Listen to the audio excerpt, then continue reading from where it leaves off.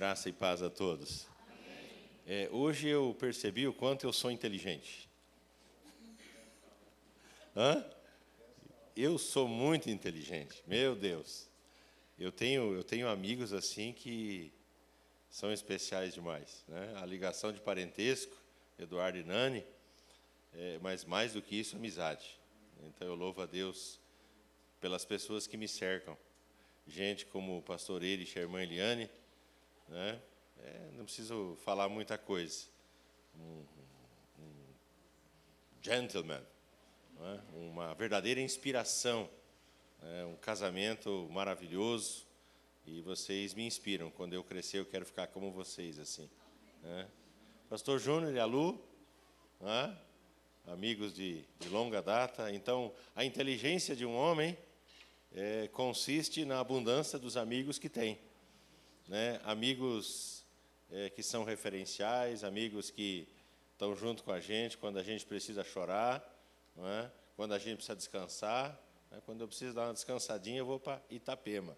Se vocês quiserem alugar uma casa para a temporada, tá? Falem com o pastor Erich, já está reservado para o pastor Eduardo e a Nani e nós, mas a gente acha uma brechinha ali para quem quiser passar bem nas praias de Santa Catarina. Tá? Prazer estar aqui mais uma vez. Eu não lembro quando foi a última vez que eu estive aqui, mas já faz uma porção de anos, né? Foi antes da pandemia, né? Prazer estar com vocês aqui. Seu Antônio, não esqueça de orar por mim. Quarta-feira está a minha cirurgia e eu vou orar pela sua. Então, vamos trocar a oração aqui, tá bom? Deus abençoe. Gente, eu quero ministrar um texto que eu usei hoje pela manhã lá na igreja em Itatiba. Lucas capítulo 15, do verso 25 até o verso 28. Evangelho de Lucas, capítulo 15, verso 25 em diante. Diz a palavra do Senhor: ora, o filho mais velho estivera no campo e, quando voltava, ao aproximar-se da casa, ouviu a música e as danças. Chamou um dos seus criados e perguntou-lhe que era aquilo. E ele informou: veio teu irmão e teu pai mandou matar o novilho cevado porque o recuperou com saúde. Ele se indignou e não queria entrar. Saindo, porém, o pai procurava conciliá-lo. Senhor amado, em nome de Jesus, tua palavra está lida. Eu amo a tua palavra é maravilhosa. Como eu sempre digo, ela é luz para os nossos caminhos, ela é lâmpada para os nossos pés. Temos a direção quando olhamos para a tua palavra. Não nos baseamos em postulados, em costumes humanos, mas em toda a revelação que vem dos céus, toda a revelação que vem do Senhor, por meio da tua palavra. Pai, fala com a igreja, fala comigo, fala conosco, transforma o nosso ser, transforma o nosso caráter, em nome do Senhor Jesus. Nós assim oramos. Amém. E amém. Eu creio que é um desafio muito grande pregar sobre um texto que todo mundo conhece. Não é? Tem muita gente que, quando você fala o texto, ele fala: bah, eu já ouvi tanta pregação, tanta mensagem sobre isso, e ele faz tum, e ele desliga, vai fazer um passeio, daqui a pouco ele volta quando o pastor diz amém. Espero que você não desligue, mesmo conhecendo o texto. É um texto muito conhecido. Para mim é um desafio pregar sobre textos que são assim tão conhecidos. Nós temos aqui, naturalmente, como você conhece, um ambiente de muita celebração. Nós temos aqui um ambiente de festa, de festejo, pelo retorno de alguém que se perdeu. Veja bem, nós temos 3 parábolas nesse capítulo.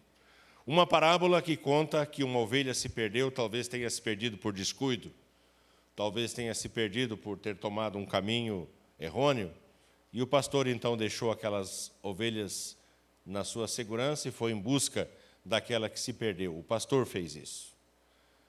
A segunda parábola nos fala de uma mulher que perdeu uma dracma, perdeu dentro de casa. E tem muitas coisas que nós perdemos dentro de casa, como o amor, nós perdemos o respeito, perdemos a honra, perdemos a consideração. E ninguém vai buscar isso e procurar isso a não ser nós mesmos. Aquilo que você perdeu dentro de casa, você mesmo precisa ir atrás e recuperar. E a terceira parábola, todos nós conhecemos, desse jovem que decidiu se perder. Não é? E o pai não foi atrás, o pastor não foi atrás. O pai simplesmente esperou o retorno desse filho. E quando o retorno acontece, aquela casa onde havia tristeza se transforma em uma casa cheia de alegria. O pai recupera o pródigo. O pródigo significa o esbanjador. Então, aquele filho se tornou pródigo porque um dia ele decidiu esbanjar aquilo que era do pai. Ele resolveu gastar aquilo que era do pai. Mas o pai o esperava de volta. Nós conhecemos muito bem essa história. Então, você tem aqui um ambiente de festa, um ambiente de celebração, um ambiente onde um novilho foi morto, e todos nós aqui gostamos, não sei se aqui em Morungaba, né, o pessoal gosta de churrasco, mas lá em Santa Catarina, Rio Grande do Sul, qualquer reunião de irmão é churrasco. Não é? E não é aquela coisa assim, mirradinha, não, é churrasco mesmo, aquela coisa farta. Não é? Então, assim, o povo celebra, o povo festeja, come uma carne gorda. Eu estou proibido de comer carne gorda, minha alimentação tem sido muito pobre. Eu só quero ver como é que eu vou fazer para comer um X do Tchê daqui a pouco. Mas eu vou comer. De algum jeito eu vou passar lá e eu vou comer um X do Tchê. Eu vou evitar que a banhazinha corra aqui no canto da boca, mas que eu vou fazer festa. Eu vou, de algum jeito eu vou lá. Se não me levarem, eu vou sozinho. Nem que eu volte a pé para Itatiba hoje à noite, mas eu vou lá no Tchê. Se você não foi no Tchê ainda, vá. Vai lá, porque o Tchê é gente boa, é do Rio Grande, como eu sou também. Você tem um ambiente aqui de um pai eufórico. Um pai que se alegrou pelo resgate do filho. Imagina o pai esperando todos os dias no portão da casa aquele filho retornar para os braços. E, de repente, aquele filho aparece ao longe, o pai sai ao encontro, você conhece o desfecho da história. Então, você tem esse ambiente de celebração. Mas, no meio de toda a celebração, sempre tem um estraga-prazeres. Estava lá o filho mais velho, é verdade, isso acontece. O filho mais velho, ele retorna do trabalho, você vê um homem, versículo 29, você vê um homem responsável, pode acompanhar aí na sua Bíblia, né? Alguém que trabalhava, alguém que era responsável nos negócios do pai, provavelmente um homem sem preguiça no couro, levantava de manhã, bem cedo, ia para o trabalho, honrava o nome do pai, voltava cansado para casa, mas era uma pessoa incapaz, vamos dizer assim, de se alegrar com aqueles que se alegram. Era uma pessoa incapaz, vamos dizer assim, de fazer festa por qualquer motivo, por qualquer razão. Ele se recusou a entrar na festa. Quando ele pergunta, o que está acontecendo aí? Eu passei o dia inteiro fora, mamãezinha preparou a marmita, levei a marmita, comi aquela marmita fria. E agora eu chego aqui em casa, essa dança, essa música, o que está acontecendo aí? Aí o teu irmão que chegou. Mas eu mato esse desgraçado. O pai faz festa para ele, não faz festa para mim. Uma pessoa incapaz de entender o que é graça e de entender o que é misericórdia. Eu não sei se tem algo mais lastimável do que uma pessoa não entender isso, não entender o que é graça, não entender o que é misericórdia, não entender o que é o coração de um pai que se alegra com o retorno de alguém que se perdeu. Não tem coisa mais calamitosa do que isso. Esse filho mais velho, como eu disse hoje de manhã lá em Itatiba, ele é representativo. Mas como assim representativo? Ele é representativo daquelas pessoas que estão dentro da igreja, na casa do Pai, e que são incapazes, vamos dizer assim, de se regozijar com aqueles que retornam depois de um período de afastamento, depois de terem pisado na bola, como se fala. É gente que está dentro da igreja, gente que serve, gente que provavelmente tem ministério, gente que tem afazeres dentro da casa do Pai, dentro da casa do Senhor, gente que está ativa, como ele estava, mas que não sente alegria. Pelo contrário, impõe fardos. Graças a Deus que aqui em Morungaba isso não existe. Não é? Gente que impõe fardos. Está vendo? Aí, bateu a cara. Falei, eu avisei que ia dar nisso. Agora vem aí todo arrependidinho, querendo voltar para a comunhão, voltar para a igreja, voltar para casa. Tem gente assim. Infelizmente, tem gente assim. Ele é representativo de gente que não se alegra porque não conhece o que é graça, não conhece o que é misericórdia. Quando eu passei o tema para o pastor Júnior, eu passei esse tema aqui, ó, os pecados do irmão do esbanjador, os pecados do irmão do pródigo. Quais foram os pecados, então, na verdade, que esse homem cometeu? O primeiro deles, o pecado de ser uma pessoa negativa, crítica e murmuradora. O texto, no verso 28, diz que ele se indignou e não queria entrar, fez beicinho. Ele ficou bicudo.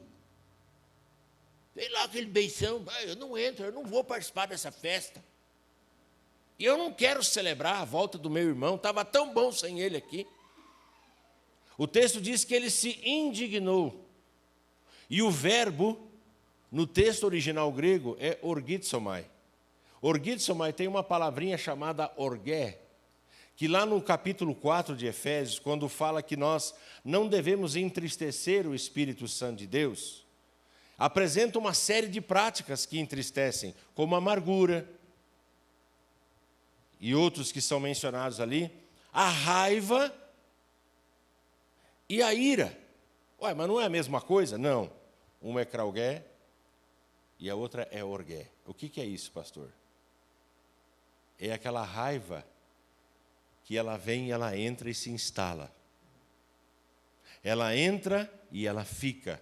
Não é aquela raiva da explosão.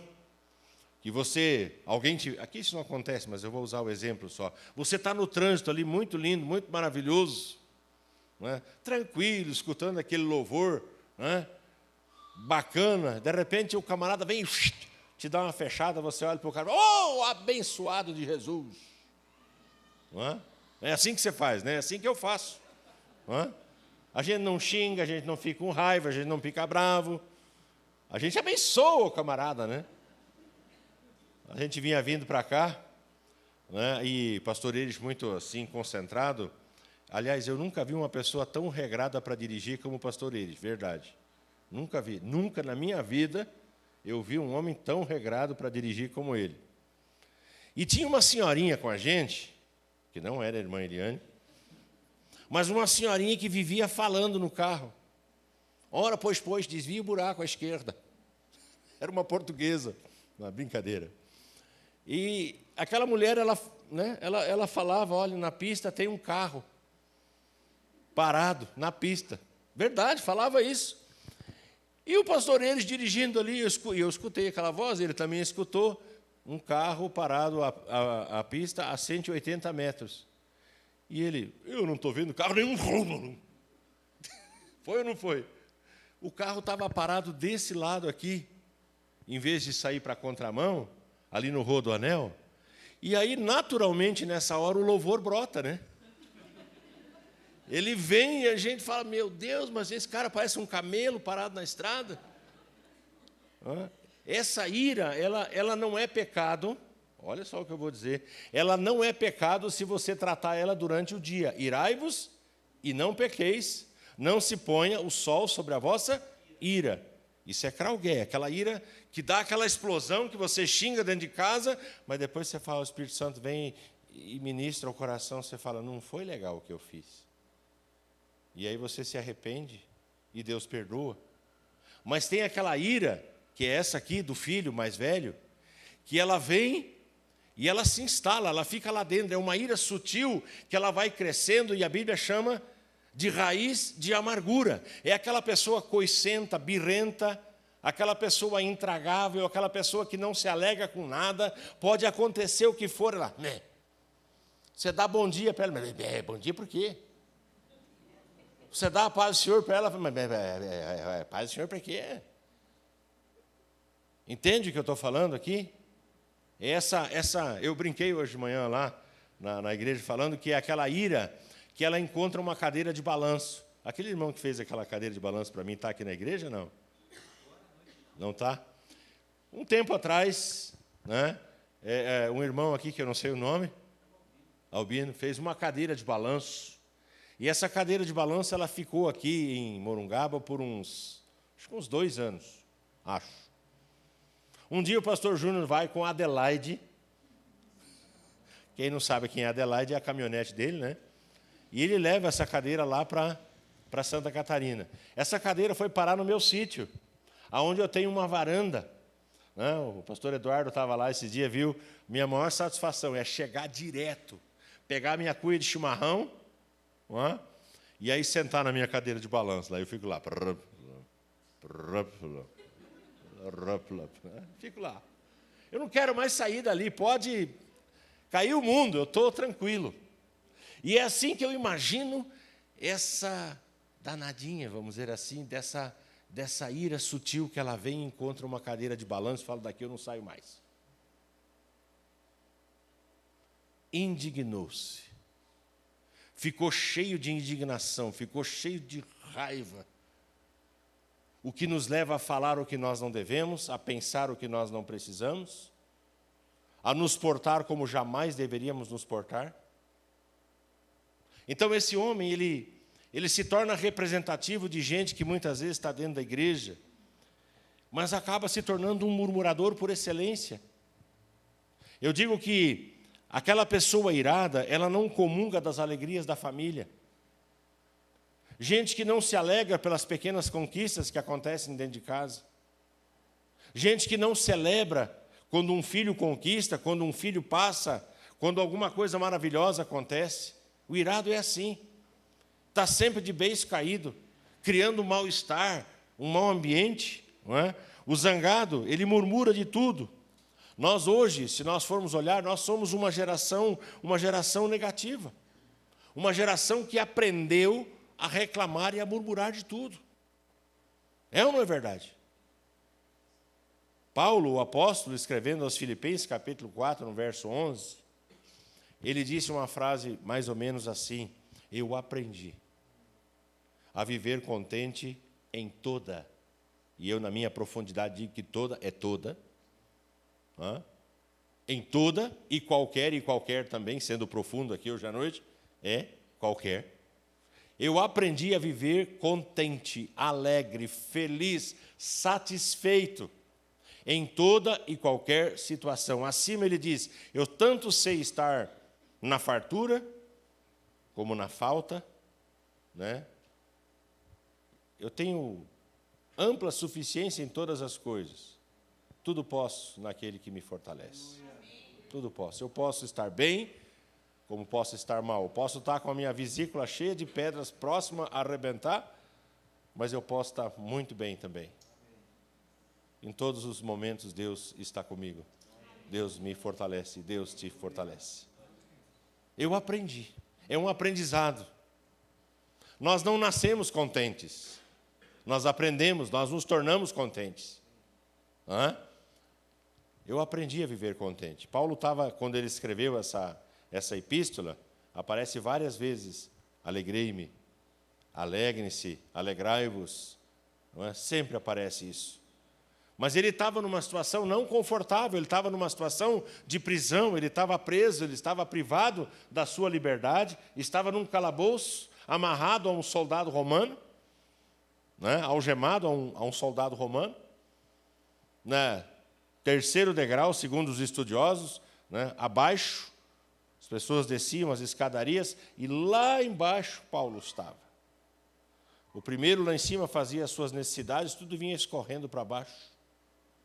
Então o lugar onde ele estava não era um lugar bem cheiroso, era um lugar mal cheiroso. Era um lugar fétido.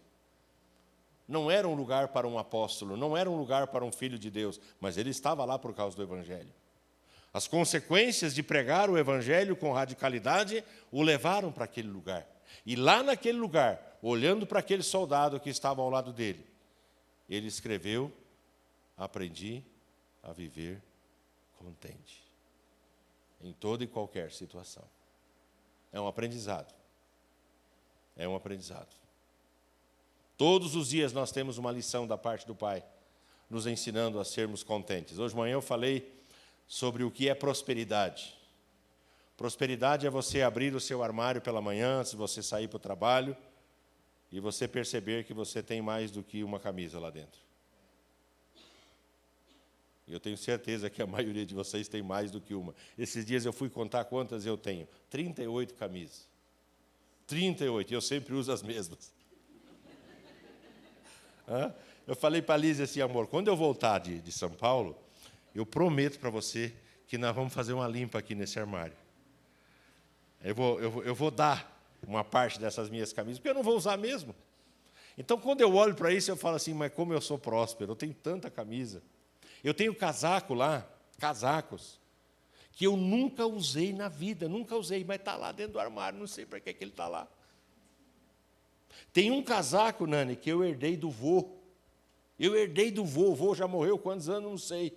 Eu herdei do vô um casacão que eu tentei usar ele, não aguentei o peso dele. Eu fiquei andando assim, ó. Está lá.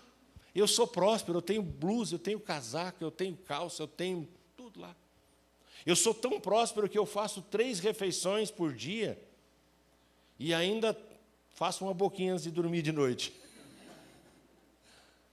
Você vai lá, pega aquele chazinho, aquele bolinho de milho. Você sabe o que eu estou falando. Né? Aquele bolinho de milho. Você vai lá, usufrui da comunhão da patroa. Lá em casa nós temos um ritual. Eu chego, eu vou para a cozinha, eu fervo, cozinho, faço um chá. E aí nós tomamos chá. Antes de dormir, a gente encosta o travesseiro na cama e a gente fica ali. É a hora que a Lise conta o dia dela. Não é? Eu não sei se a Naninha tem hábito de fazer isso, mas se eu não escutar a Lise, eu apanho. Eu tenho que escutar, e ela me conta, e ela conta com entusiasmo, e ela vai falando, e aí ela olha para mim, você não está me ouvindo, né? Eu falei, estou ouvindo. Então repete a última frase que eu falei. Não, você falou isso. Tu está me ouvindo. E aí ela vai, pá, e fala. Está lá o chazinho, fazendo parte da nossa vida, depois de 3 refeições, e às vezes uma boquinha no meio da tarde. Às vezes uma irmã, vou lembrar da Cris aqui, por exemplo, pastor, se o senhor estiver passando aqui pelo bairro, passa aqui que eu fiz um bolo de aipim para o senhor. Eu falo, olha, eu estou tão pertinho que eu estou do outro lado da cidade. Eu estou tão pertinho que eu já chego aí. Aí eu chego lá, como aquele bolinho, tomo aquele café, e aí eu continuo o meu caminho. Né? Tem uma outra irmã que chegou para a igreja há pouco tempo, que é a esposa de um pastor auxiliar meu, lá, dona Lourdes. Gente, ela faz umas coisas que é de sonho. Pastor, o senhor pode passar aqui que eu estou com tal coisa pronta para o senhor? Eu falei, passo, já estou passando aí, irmã. Por quê? Porque tem a boquinha no final da noite, né? Então, assim, é hábito. Isso é prosperidade. Prosperidade é eu chegar em casa e ver minha esposa alegre. Prosperidade é eu olhar para os meus filhos e ver que eles estão caminhando como homens do Senhor. Isso é prosperidade. Isso me traz alegria. Tem coisas que não dão certo. Não dão. E eu não vou enganar você dizendo que tudo vai dar certo na sua vida, porque não é verdade. Tem coisas que não vão funcionar, não vão dar certo. Mas o nosso exercício é aprendi a viver contente em toda e qualquer situação. É um aprendizado, nada de murmuração. O apóstolo Paulo, ele para nós, ele é inspirador. Ele cantava na cadeia, enquanto nós ficamos mal-humorados na prosperidade. O apóstolo Paulo, ele se gloriava nas fraquezas, ele vai lá e fala para Deus, Deus, se o Senhor puder tirar esse espinho na carne, eu fico agradecido. E o Senhor disse, eu não vou tirar espinho nenhum. Espinhos são as perseguições dele, ou que ele sofreu por causa do Evangelho. A minha graça te basta. E aí Paulo diz, então eu vou me gloriar nas fraquezas. Se o Senhor não vai tirar, eu vou me gloriar nas fraquezas. Quem é o louco que vai viver a fé cristã dessa maneira? Senhor, eu te louvo e te adoro pelas provas, pelas perseguições, pelas lutas que eu tenho passado, pelos espinhos na carne. Paulo fazia isso. Ele se gloriava nas fraquezas, enquanto nós, muitas vezes, resmungamos na abundância daquilo que nós temos. Que coisa cômica. Usei uma frase, quero usar essa frase, já usei lá na igreja também. Se você passar o dia inteiro resmungando, ou reclamando, não estranhe se à noite o seu corpo estiver cheio de dor. Se você passar o dia inteiro reclamando e resmungando, não estranhe Se você chegar à noite e disser, eu estou cansada, eu estou cansado. As pessoas fazem isso. Mas por quê? Porque viveram de maneira errada. Viveram reclamando, viveram resmungando. Resmungam do quê, pastor? Vou ajudar você a pensar um pouquinho. Tem gente que reclama do pai. Tem gente que reclama da mãe. Tem gente que fala essa véia. Tem gente que reclama da sogra. Eu não tenho como reclamar da minha sogra. Jamais vou fazer isso. Minha sogra é uma bênção. Meu sogro é uma bênção. Eu não vou reclamar nunca, jamais. Quando eu fui casar com a Lise, eu olhei para o meu sogro, para a minha sogra, e falei assim, olha, nunca, jamais, em tempo algum, eu vou brigar ou vou discutir com vocês. Já me deu vontade de matar a minha sogra. Já me deu. Às vezes ela fala umas coisas e eu... Teve um dia que... Isso é fato que eu vou dizer agora, tá? Teve um dia que ela falou um negócio lá e nós estávamos almoçando no domingo. Eu olhei para ela, sabe alemão quando olha atravessado? Eu olhei para ela, o tempo está passando muito rápido. E continuei comendo. E aí ela não ficou contente com aquilo que ela falou, ela socou mais um pouquinho a faca para dentro, né? Eu falei, não, para mim deu. Peguei e empurrei o prato para frente. E eu falei, eu vou para casa. E eu fui para casa. E a Liz e ela bateram boca, discutiram, não é? Depois se acertaram durante a semana e tudo e tal. Acontece. Mas eu não briguei. Eu fui para casa. Eu não quero brigar e não vou brigar. Eu sempre digo que o mais inteligente, ele cede, acaba cedendo. Então, às vezes, é melhor ceder para não entrar numa discussão. Tem gente que reclama do sogro, reclama da sogra, reclama do filho. Olha só, olha esse piá, olha esse moço. Não sei se é piá, o moço, o guri que fala aqui. Todo mundo entende isso aqui. Mancebo, olha esse mancebo. Olha esse jovem, olha esse, né? Fica reclamando, reclama de gente da família, reclama do pastor. Né? Hoje de manhã eu falei lá, se o pastor usa calça apertada, olha o jeito desse pastor com essas calças apertadas dele aí. Né? Se o pastor usa calça larga, poxa, que estranho, o cara não é moderno, o cara podia modernizar um pouquinho. E assim, acaba reclamando. Né? Se o culto é barulhento, sai todo mundo falando, estão achando que nós somos surdos? Se o culto é muito quietinho, tá louco, parece um velório. É sério. Aí fala do governo. Porque o Lula isso, porque o Bolsonaro isso, porque o STF não sei o quê, porque...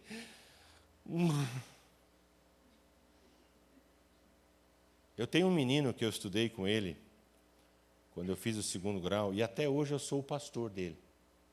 E hoje ele me passou uma mensagem sobre essas igrejas que, vamos dizer assim, optam por fazer do púlpito um palanque. Qual era a minha posição? Ele perguntou. E eu disse, o que eu vou responder para o guri? O guri tem a minha idade. Eu sou um guri, né, gente? O que eu vou responder para o guri? Eu disse, olha, uma coisa eu te falo, nem esquerda e nem direita. O nosso governo ele vem de cima. O nosso governo ele vem do alto. Né? As nossas leis elas são celestiais. Claro que tem consequências aqui e a gente precisa orientar a igreja, né, a votar de maneira consciente, a não tomar decisões erradas que vão contra os princípios e os valores que nós pregamos e defendemos, sim. Mas usar a igreja como palanque, como lugar de política, eu acredito que não seja essa a vontade do nosso Senhor. Mas reclama. Né? Eu tenho uma postura, eu faz uns 4 anos que eu não assisto jornal algum.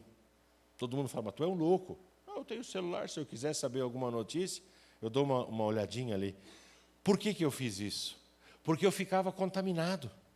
Eu ficava irado. Essa ira, ela vinha porque eu queria matar aquele cara que falou aquela coisa lá. Eu ficava louco, mas o dia que eu encontrar esse cara na rua, eu desdento ele. Vai dizer que você nunca ficou irado. O dia que eu pegar aquele careca do STF, eu lustro a cabeça dele.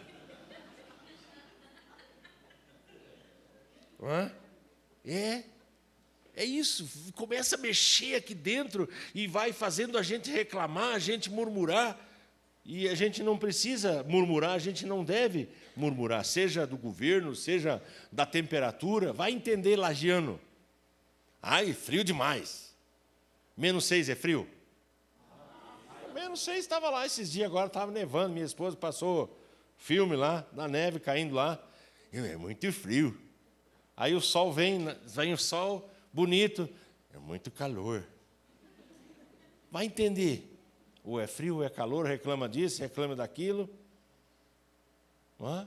Reclama da temperatura, reclama do governo, reclama do pastor, reclama da igreja, reclama dos irmãos, reclama disso, reclama daquilo. E a Bíblia diz que nós devemos dar graças ao Senhor em todas as coisas. Em tudo dai graças, porque esta é a vontade de Deus em Cristo Jesus para convosco. Vamos lá?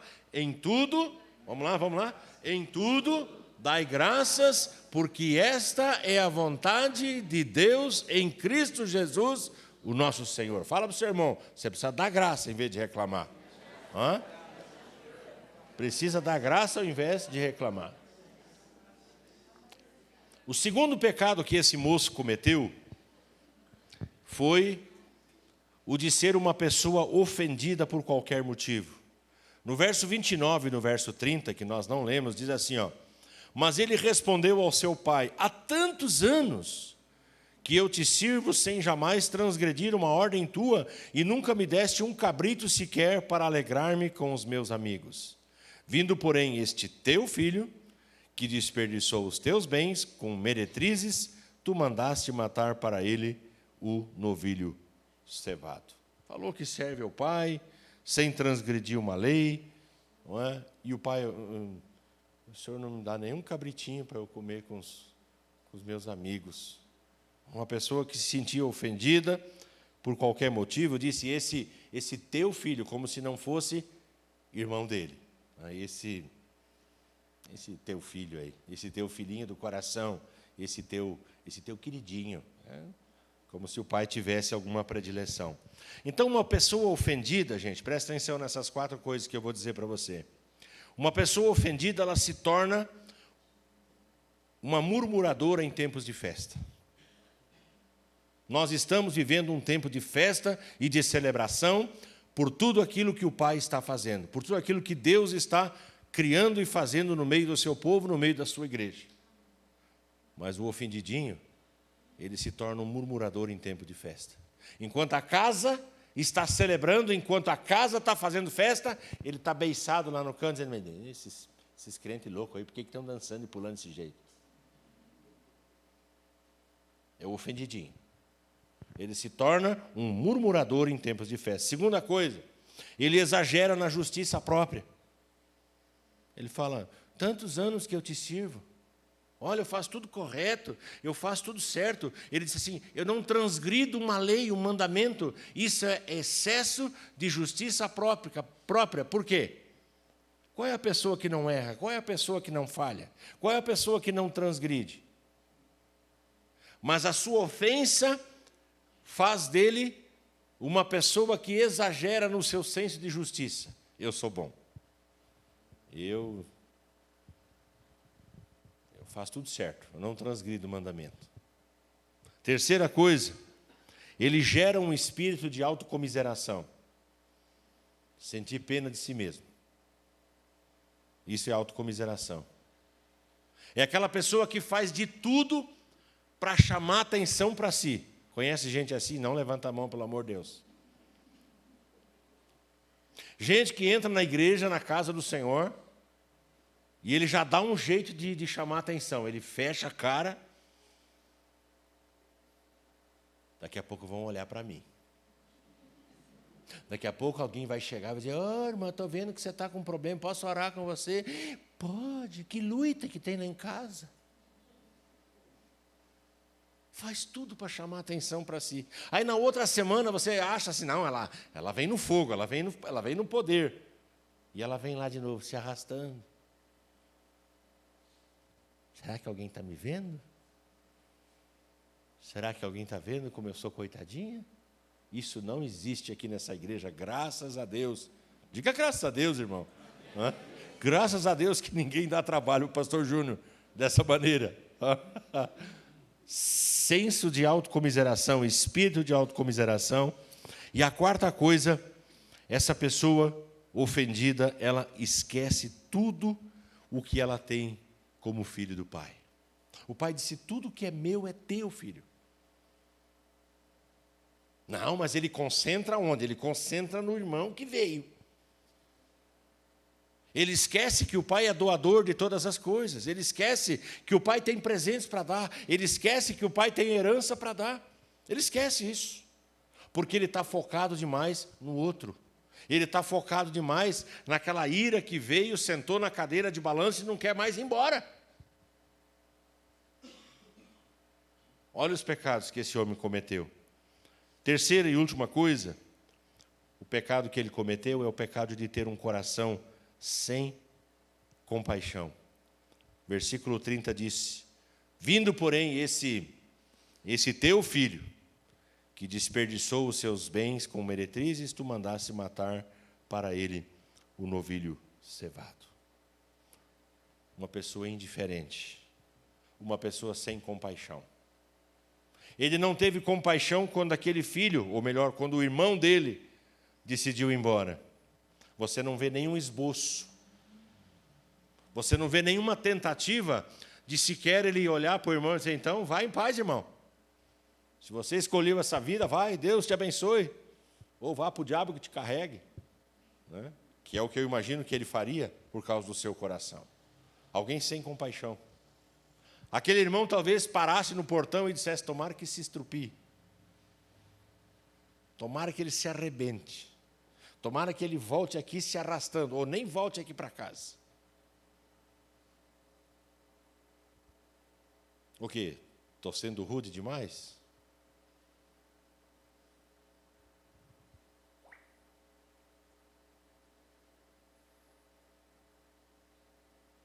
Gente sem compaixão. Gente que não se alegra. Né? Ele trabalhava para o pai, mas não conhecia o coração do pai.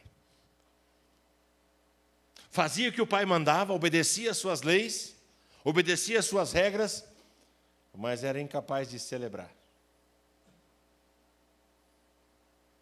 Eu acho que nós, nessa noite, nós precisamos entender um pouquinho mais o coração do nosso pai. Eu mudei o nome da igreja lá, onde eu estou pastoreando. Nós começamos numa nova visão, um novo jeito. E eu aprendi isso com o meu discipulador. Nós chamamos a igreja do Nazareno lá em Lages de Casa do Pai. Casa do Pai. Porque é o lugar que a gente se sente bem. O dia que eu inaugurei aquele nome, o dia que nós fizemos o culto, entre aspas, inaugural, eu abri o culto dizendo: você está na casa do Pai. E eu fiquei quieto por alguns minutos, e eu comecei a perceber o que Deus estava fazendo ali. As pessoas começaram a chorar. Houve uma choradeira na abertura daquele culto. Você está na casa do Pai. Você está num lugar de vida. Você está num lugar de celebração. Você está num lugar de graça. Você está num lugar de misericórdia. Nós precisamos resgatar essa ideia de igreja como um lugar de tratamento, um lugar onde o Senhor está, não para impor julgos ou fardos. Nós temos que evitar essa síndrome do irmão mais velho, essa síndrome que leva à cobrança. Cobrar menos e abraçar mais. Cobrar menos e beijar mais. Andar a segunda milha, enquanto nós estivermos andando a primeira milha, nós somos todos iguais, não tem diferença. Mas é na segunda milha que nós percebemos que o coração foi transformado. Você entende?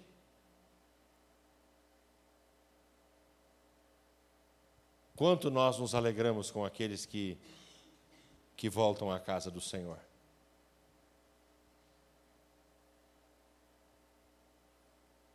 A gente está disposto a matar o novilho cevado e se alegrar com aquele que diz: Pai, eu pequei diante dos céus e pequei contra ti, fiz o que é mal, mas eu quero voltar a sentir o teu cheiro, eu quero voltar a sentir o teu abraço. Preciso fazer uma pergunta hoje à noite. É 8h15, eu passei 31 segundos. Eu preciso fazer uma pergunta. Quando você olha no espelho, o que você vê?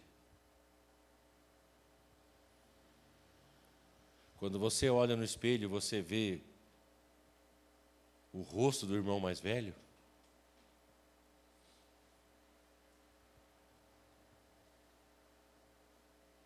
Ou você vê o rosto do Pai de amor e de misericórdia?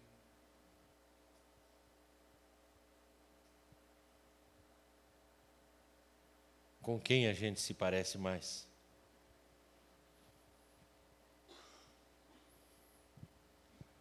Nós precisamos nos parecer com o Pai que nos ama. Ter um coração mais perdoador, um coração mais cheio de graça e de misericórdia. Nós precisamos aprender a fazer um pouco mais de festa. Não é? Casa boa é casa com festa. Vou dizer de novo, casa boa é casa com festa. Lá em casa nós fazemos de um carreteiro de charque um momento de celebração, um momento de festa. Para quem conhece a minha casa, sabe que eu não estou exagerando. Minha casa é uma casa que tem alegria. Eu sou algazarrento. Eu gosto de algazarro, eu gosto de barulho. Eu estou meio comedido por causa da bichinha que está aqui, né, me incomodando. Mas se Deus quiser, quarta-feira eu arranco ela daqui, porque o médico disse para mim que eu tenho uma bomba dentro de mim. E essa bomba ela pode estourar a qualquer momento. Então, assim, eu evito de pular, eu evito de botar um tempero meio forte, apesar de eu morrer de vontade de socar uma pimenta, eu tento evitar. Mas eu sou da festa, eu sou da celebração. Eu gosto disso, eu gosto de barulho, né? Eu gosto de algazarra. Quando a gente chega do culto, domingo à noite, não estou exagerando não, eu falo, pelo amor de Deus, gente, pelo amor de Deus, os vizinhos não precisam saber que hora nós estamos chegando em casa. Eles sabem exatamente a hora que a gente está chegando, que é aquela conversa, não sei o quê, e abraça daqui, beija de lá. Eu vejo o Felipe, né, como ele faz com a Naninha, né, é igual o meu lá em casa, com a Lise. Agarra, chega, pega, levanta, joga em cima da cama. Né? O Henrique, ele vai comigo, ele deita em cima de mim, eu falo, Henrique, pelo amor de Deus, tu está me esmagando. Um homão desse tamanho aí. Então, a nossa casa é uma casa de festa, é uma casa de alegria. Você imaginou uma casa onde todo mundo reclama de tudo? Onde o feijão nunca está bom? Onde o molho está sempre queimado? Aí a esposa vai lá e faz com todo amor, todo carinho, né? Como é que está, gente? Podia ter um pouquinho mais de sal, né? Oh, traste.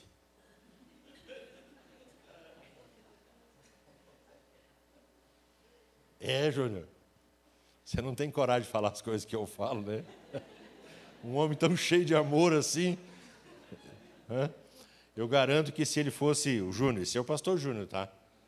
Se ele fosse dizer que alguém é feio, o Júnior não teria essa capacidade, eu teria. O Júnior olharia e falaria assim, amado, sabe o que é?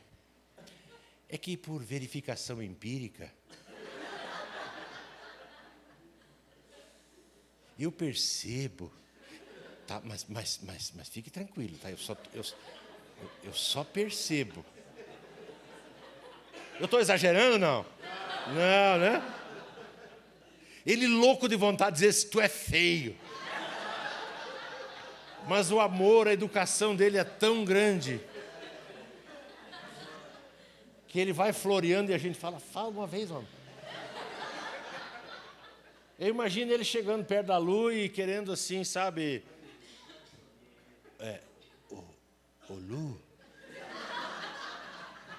sabe o que é? É que já faz 3 semanas, Lu.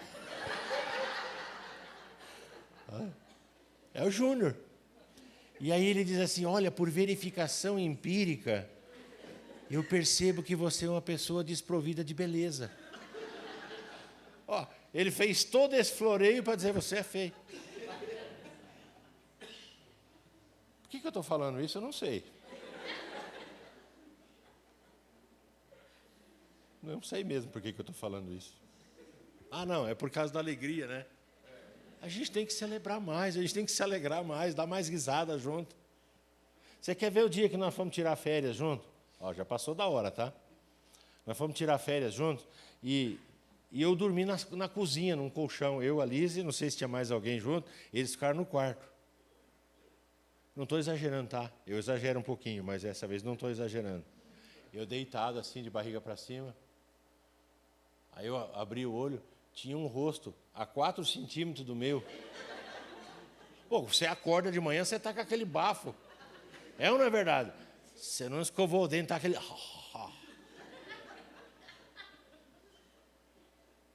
E o Júnior, oi, amado.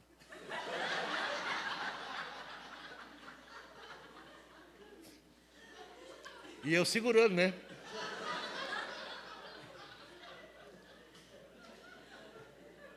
Você dormiu bem?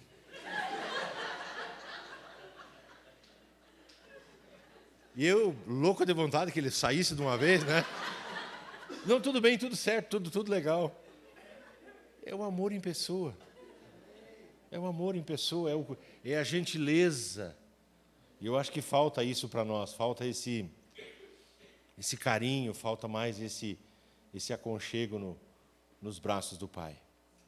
Eu falei hoje de manhã lá que eu não tenho uma boa relação com o meu pai. Não tenho. Faz 18 anos que eu não converso com meu pai. 18 anos. Não porque eu não quero, eu até quero. Mas ele não quer conversar comigo. Ele tomou uma decisão e eu respeito a decisão dele. Mas não é porque eu tenho uma relação ruim com o meu pai, ou, entre aspas, que eu vou ter uma relação ruim com o meu Deus, que é o meu pai. Então essa concepção de quem Deus é e de como Deus nos trata é o que faz o diferencial. Eu me espelho muito, essa parábola é uma das que eu mais gosto, é um dos textos que eu mais gosto da Bíblia. E eu vou provavelmente continuar pregando durante muito tempo sobre esse assunto.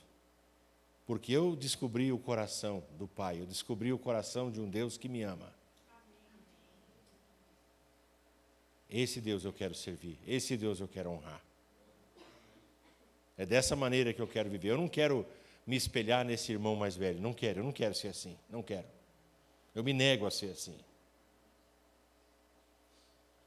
Eu não quero ser uma pessoa iracunda, ranzinza, reclamando de tudo, que vê defeito em tudo. Eu não quero, eu me nego a viver dessa maneira. E eu espero que você faça o mesmo aqui hoje à noite. Você pode ficar de pé, por favor?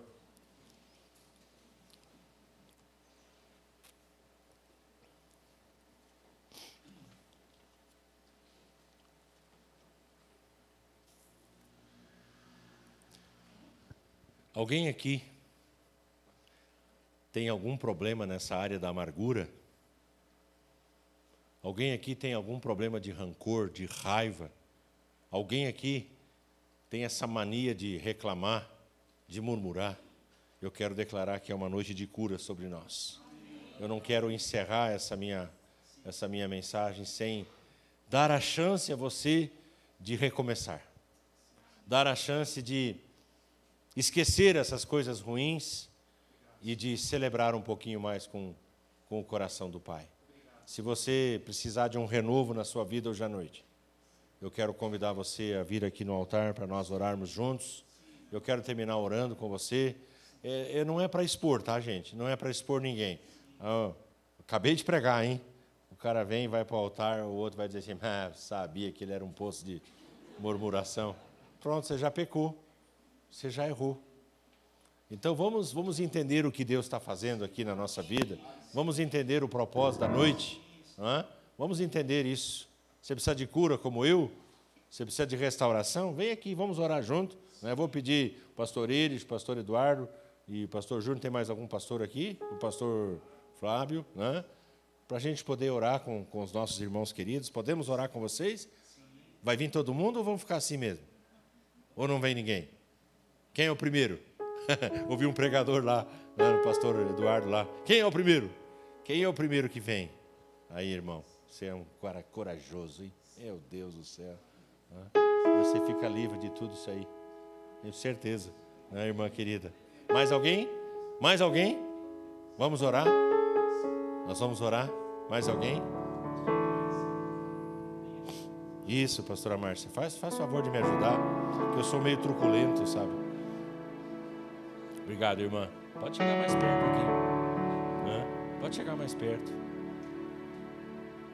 Pastor Iris, pastor Eduardo.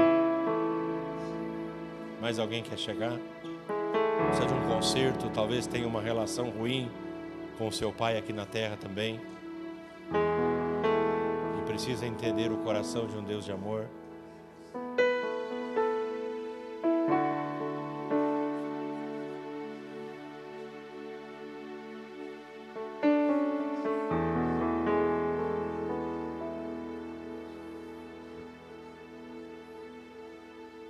Senhor amado, nós em nome de Jesus chegamos ao final da exposição da Tua Palavra e nós entendemos que a Tua Palavra é suficiente para mudar a nossa história, para mudar o nosso coração. Nós entendemos que onde o Espírito do Senhor está, aí há liberdade para curar, para restaurar. Eu entendo, Pai, que o Senhor reservou essa noite para nós, para que nós tivéssemos um encontro verdadeiro com a Tua graça e com a Tua misericórdia. Eu entendo, Deus, que nessa noite o Senhor está convertendo o coração da igreja, para que a igreja seja uma igreja amorosa, ou continue sendo uma igreja amorosa, uma igreja de celebração, uma igreja de festa, uma igreja que se alegra com o retorno daquele que se perdeu porque quis se perder, daquele que tomou decisões erradas na vida, daquele que seguiu conselhos errados, que talvez em algum momento tenha perdido o foco, tenha perdido a direção, tenha perdido o referencial de pai, tenha perdido o referencial do que é poder assentar-se ao redor de uma mesa e desfrutar do amor de uma família. Ó Deus, em nome de Jesus, eu creio que nessa noite o Senhor está nos consertando, o Senhor está nos transformando. Nós queremos, Pai, sair daqui mais amorosos. Nós queremos sair daqui hoje à noite mais perdoadores.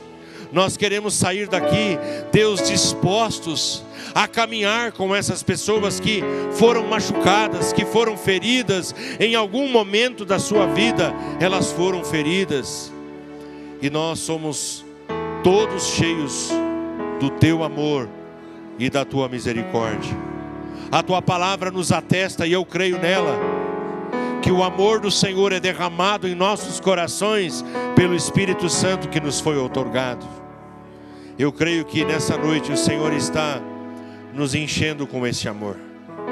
Esse amor que não tem parâmetros, que não tem referenciais no mundo, mas é um amor que é encontrado na eternidade.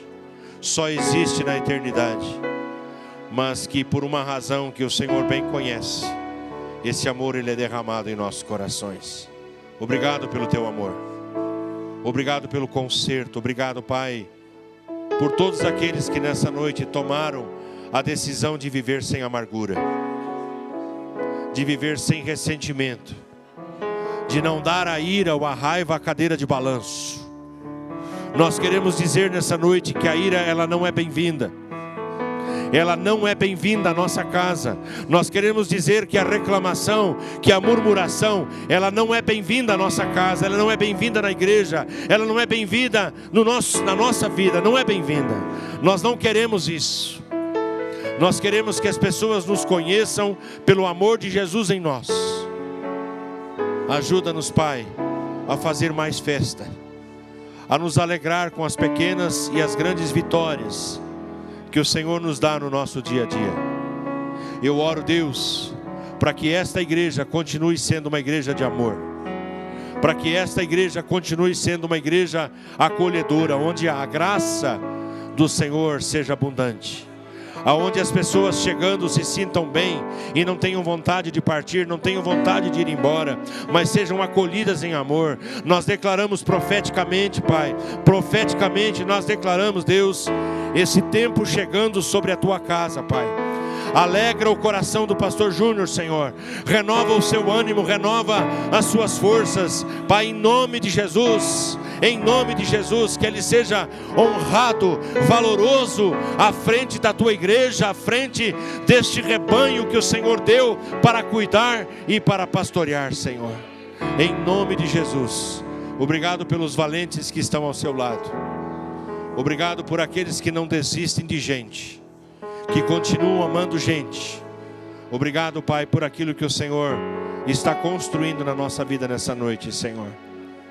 Em nome de Jesus, na autoridade que o Senhor me dá, eu quero abençoar cada filho, cada filha que chegou a esta casa nessa noite, a casa do Pai, a casa de um Deus de amor, de misericórdia e de graça.